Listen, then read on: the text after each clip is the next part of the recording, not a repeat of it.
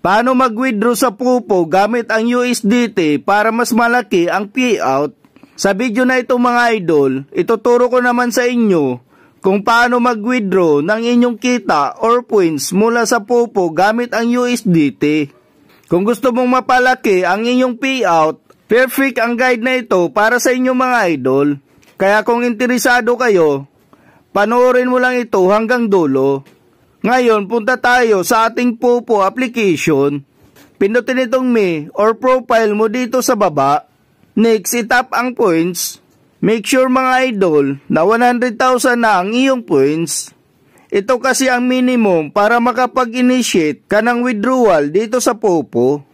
Pagkatapos nyan, i-click ang withdraw now. Pindutin itong USDT method. Then tap ang view. Ilagay ang iyong security password. I-clear o i-X nyo muna itong contract address na nakalagay dito mga idol. Then i-paste nyo yung USDT link. Makukuha nyo itong USDT link mga idol mula sa mga nagpapa-withdraw na agent or agency. Nakakilala nyo o kaya naman sa mga legit na USDT withdrawal, yung may group chat, doon kayo sumali. At i-copy nyo lang yung USDT link nila, then paste nyo na dito sa contract address at saka i-submit. Antayin mag-check ito mga idol, saka pindutin. Pindutin mo na itong withdraw now. At makikita mo dito kung magkano sa dollar ang mawi-withdraw mo. Then i-click ang confirm.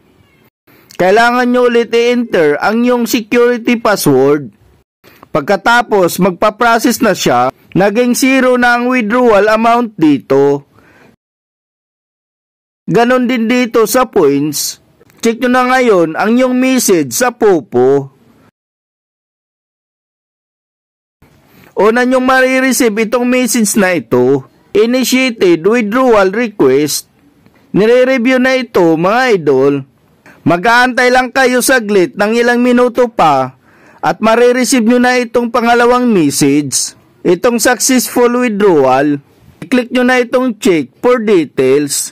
I-screenshot nyo ito mga idol at i-send nyo na doon sa pag-withdrawan nyo kung saan kayo humingi ng inyong USDT link. Doon nyo ito ipo-forward.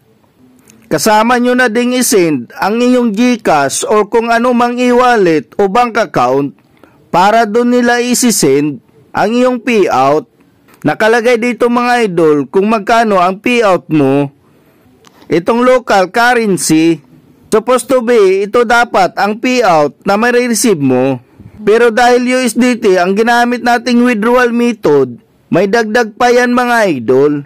Ito yung dumating sa GCash ko. Ganito ang gawin nyo mga idol.